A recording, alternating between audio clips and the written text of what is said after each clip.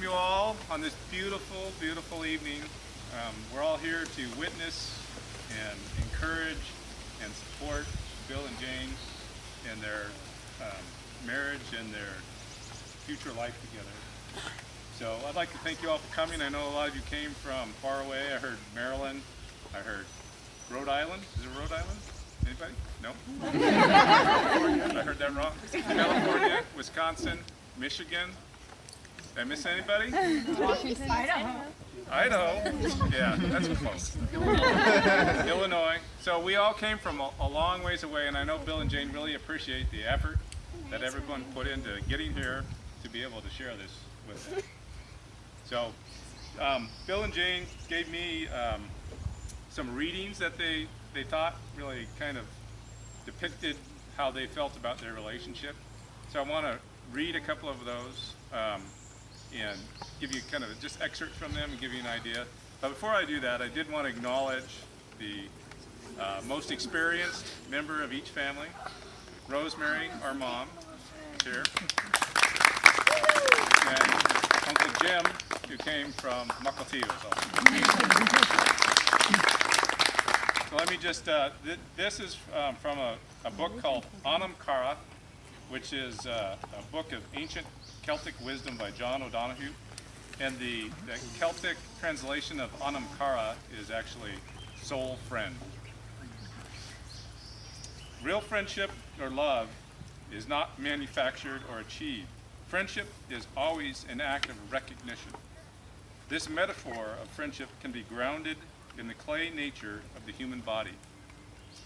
When you find the person you love, an act of ancient recognition brings you together. It is as if millions of years lay before. It is as if millions of years before the silence of nature broke. His or her clay and your clay lay side by side. Then, in the turning of the seasons, your one clay divided and separated. You begin to rise as distinct clay forms, each housing a different individuality and destiny, while your clay selves wandered for thousands of years through the universe. Your longing for each other never faded. In another passage, it refers to some guy named Plato. It says, Plato references the myth that each person was two selves in one. Then they become separated. Consequently, you spend your life looking for your other half. When you find and discover each other, it is through this act of profound recognition. Each recognized the other as the one in whom their heart could be at home. And after reading these two passages and listening to Jane and Bill talk about their first times together, there was an event where they had to travel in a car for about 3 hours. And Jane said she was worried that, what are we going to talk about? I mean, 3 hours in a car, and I hardly know this man, and, what are we going to say? It's going to be 5 minutes, and it's going to be awkward silence. But they started talking, and the hours passed by, and they kind of had this profound recognition that they were, soul friends, I could say. And by the end of the trip, they say they were singing in harmony, literally. So, we're going to do a couple of readings now. The first reading is by my sister, Pat Sneringer.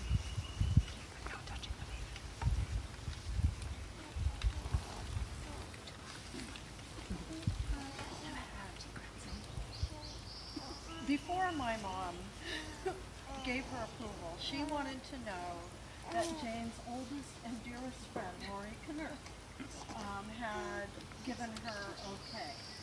This poem, or reading, was brought to Jane by Lori, and you can tell how okay Lori thought this was. I Belong in Your Arms, by Deborah Bredia. I belong in your arms. Finally, I have found a place into which I fit perfectly, safely and securely with no doubts, no fears, no sadness, no tears. This place is filled with happiness and laughter, and yet it is spacious enough to allow me the freedom to move around, to live my life, and be myself. This wonderful place, which I never believed really existed, I have found, finally, inside your arms, inside your heart, inside your heart.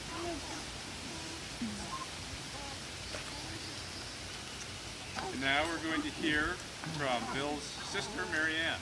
Isn't that pretty?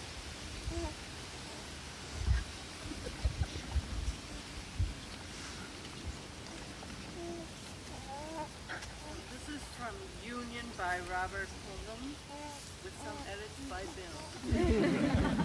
So, Jane and Bill, you have known each other from the first spark of recognition to this point of commitment. Last fall, you decided to marry.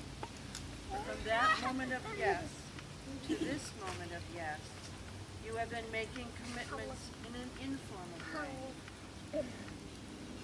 All of those conversations that were held in a car, or over a meal, or during long walks.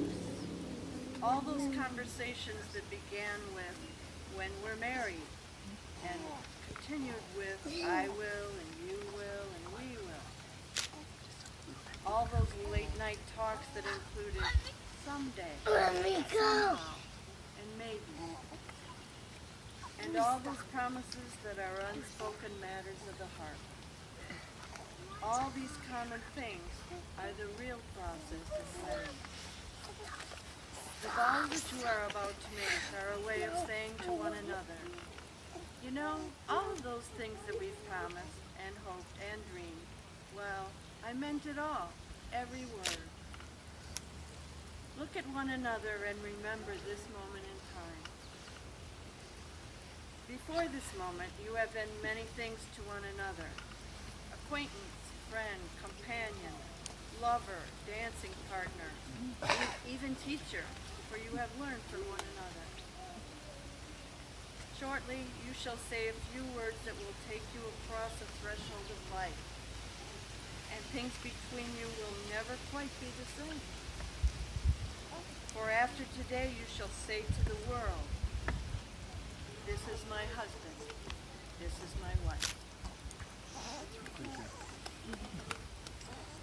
So Bill and Jane, having freely chosen each other as partners for life, in an expression of your total commitment to one another, invite you to face each other and join hands.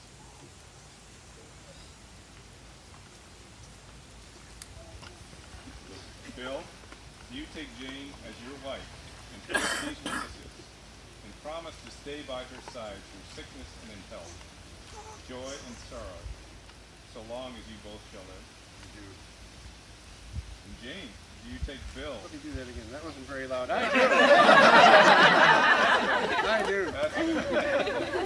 And Jane, do you take Bill as your husband in front of these witnesses and promise to stay by his side through sickness and in health, joy and sorrow, so long as you both shall live? I do. And audience, this is one's for you. I want to we will at the end of this.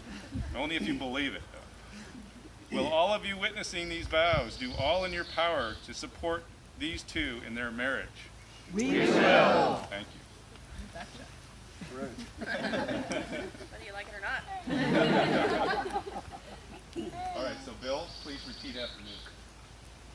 I, Bill, take you, Jane, to be my beloved wife, I, Bill, take you, Jane, to be my beloved wife, to have and to hold you, to honor you, to treasure you, to have and to hold you, to honor you and treasure you, to be at your side in sorrow and in joy, to be at your side through sorrow and joy, in the good times and in the bad, in the good times and the bad, and to love and cherish you always. and to love and cherish you always. I promise you this from my heart for all the days of my life. I promise you this from my heart all the days of my life.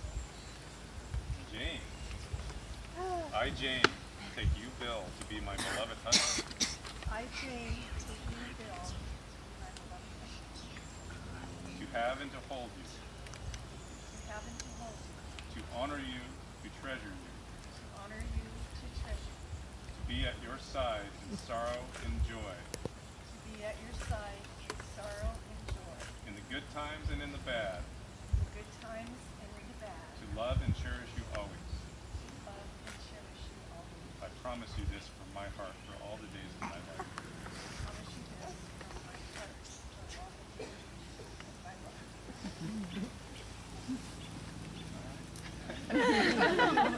Now, Harrison, do you still have the rings, or are they up here? No. You got it.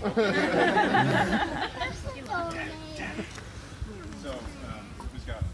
All right. So what? Let's go,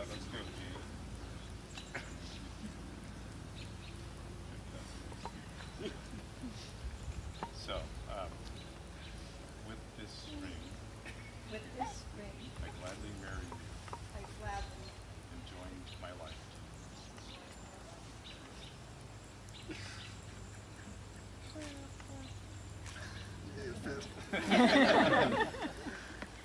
Okay, ready for the other ring? Okay, Bill. With this ring, I gladly marry you With this ring, I gladly marry you and join my life to yours. and join my life to yours.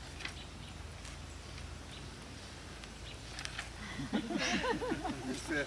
It's a good sign.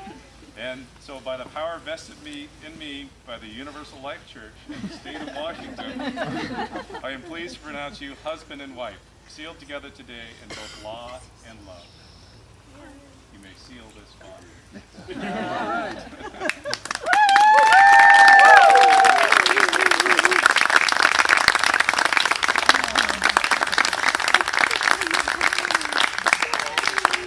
We did it, yay.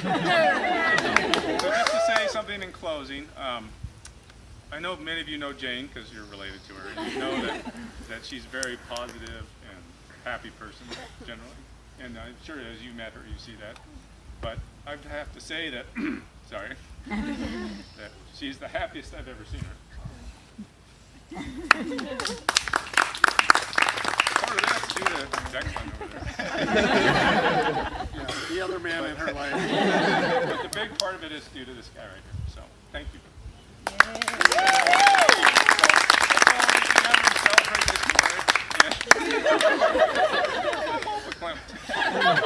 Celebrate this with a fun dancing and a little drinking and dinner. So. You're supposed to remind about that. Okay, here Oh, we go. yeah. And what time? 5 o'clock? At 5 o'clock, we want to do a group picture over there. So everybody keep that in your calendars. Okay? Thank you.